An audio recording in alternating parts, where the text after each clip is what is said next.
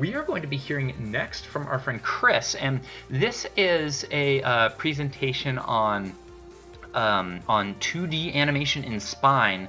It's I'm really excited about it's very succinct. It shows a really cool example of what you can do with Spine, Spine 2D that is. There's a lot of people in the community that have used Spine 2D over time for things like game jams, or a lot of people in professional projects. And our friend Chris recently did a lot of the animation for the game. Oh no, I'm forgetting the name of the game, and it just came out. Cozy Grove. If you've seen the game Cozy Grove from Spry Fox that released recently, our friend Chris did a lot of the animations in there. He's working in Spine 2D when he's doing those things, and you may have seen this presentation at the 10-year anniversary that we did a couple weeks ago, the show that we did. But we're going to be rerunning it because there was literally 11 hours of content, and we want to make sure that everybody's able to see it and get its due, because it's a really cool presentation. So let's take a look at our friend Chris's presentation on how to animate in Spine 2D. Please give him a virtual round of applause.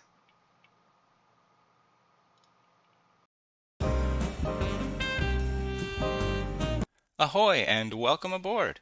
My name is Chris, and today I'm going to give a quick overview of how Spine 2D works. Spine is a program that lets you take static art, like this 2D Photoshop image of a little alien critter, and import it and rig it and animate it so that you wind up with a result like this. First, a little bit about myself. I'm an animator who works primarily in games. I don't think I would work in games necessarily if it hadn't been for the PIGSquad. I made a lot of connections there with some really nice people and wound up working on some really interesting projects. Okay, let's get started. And when I open this character in Photoshop and make all of the layers semi-transparent, you can start to see how each body part of the character is on its own layer. And that's important because when I export the different body parts, I want them all to exist as individual graphics. So as you can see here in the images folder that I ultimately create by exporting all of those body parts, I have an eyeball for the right side. I have another eyeball for the left side. I also have a version of the body where the mouth is open and a version of the body where the mouth is closed. And having all of these body parts as individual images is going to make it easier to animate in Spine. Setting up the character initially is usually done by beginners by grabbing a template image. Save out an image of your character in its complete form and put it on the stage and use that as a guide. When I use this technique, I like to lower the opacity of the image so I can see through it, so that when I drag other body parts into the project and put them together like a puzzle, I can see through the guide layer and make sure that I'm lining everything up properly.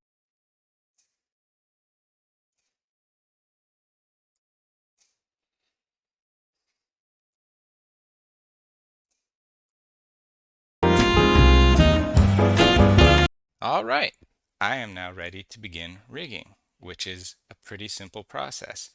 I click on the root bone, which exists in every project by default, and I press create, and then I draw a bone, and then I draw another bone. And so I use my create tool and I click, and as simply as that, I'm creating the bones that make up the upper part of the leg, the lower part of the leg, and the foot. And I'll select the images that are underneath them, select them by their slots, in this case leg right upper, and I'll say set parent, and I'll click on that bone. And then I'll do that for these other images. I'll say set parent, and I'll click on the bone that represents where that image is. And finally I'll do it for the foot. This is the heart of how Spine 2D works. By attaching images to bones, I can switch from setup mode to animate mode. I'll call this animation leg wiggle, and I'll select all of these bones. I'll create keyframes for them, and I'll move ahead 15 frames. It's 30 frames per second, so a half second into the animation, I'll say I want the leg to rotate this way and straighten out a little bit and push off like it's running. And now when I scrub back and forth between these two keyframes on the timeline, there's actually uh, 3 bones that have keyframes. You can see it moving. And that in its most basic form is how Spine 2D works and animates your 2D images. Okay, and now I have gone ahead and finished rigging this character. I've put in several bones for its body. I've added some special controls to its legs. The antenna bones are actually weighted to the image in a way that allows them to deform it. So I can make certain things, especially long, narrow things like an antenna or some arms and legs and tails, bend in Spine. I did something similar to the body. It can bend a little bit too. That's an advanced technique that I don't have time to show right now, but it's very handy and very commonly used and not hard to learn.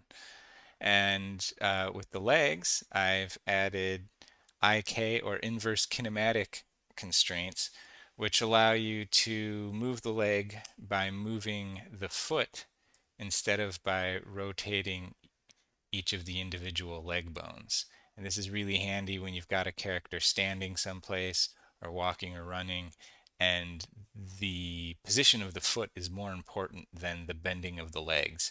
So you want to use the position of the foot to control how the legs bend. One way that this can be very handy is if I select the body of the character and I make it go up and down.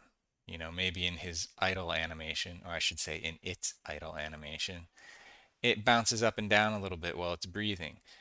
By giving the legs this inverse kinematic rig, I can keep them planted on the ground and it doesn't look weird. I don't have to go in there and try to animate them to make them stay in the right place. And last but not least, I have an animation of the bile slug running.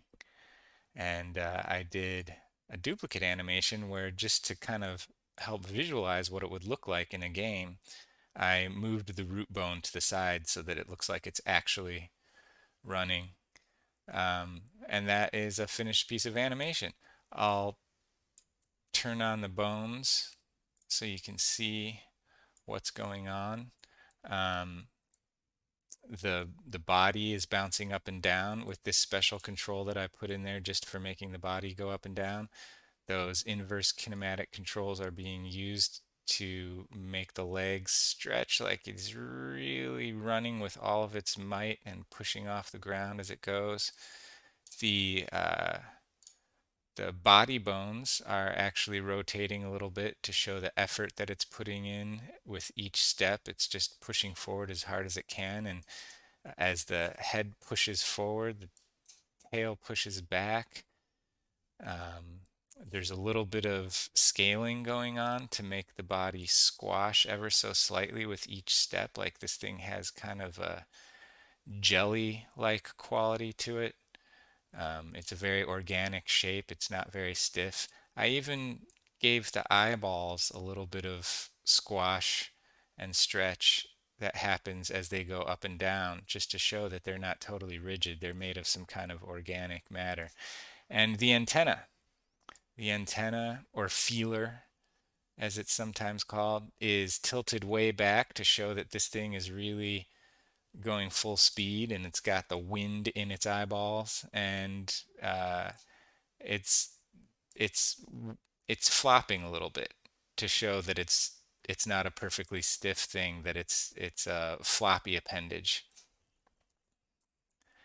And that is the conclusion of my speed demo of how easy it is, at least in principle. It takes practice, but generally speaking, if you can draw a character, you can, using Spine 2D, hook that character up for animation.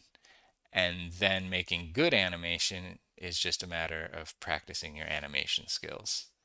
So thanks for watching. I hope somebody out there is inspired to go download the free demo of Spine 2D and give it a try. You might like it. You might have a lot of fun with it. You might make your next game with it.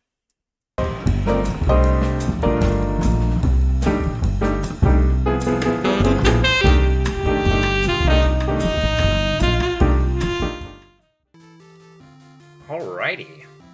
And that was a presentation from our friend Chris. I cannot find my camera button. There it is. Hello, everybody. Yeah, thanks so much, Chris. Like I said, really succinct way of just kind of like explaining how that comes together. And really cool that we've heard like so many people in PIGSquad using this software. I think a lot of people really get excited about it when they start in on some like games, like game jam stuff, and just like prototypes and all those other kinds of things.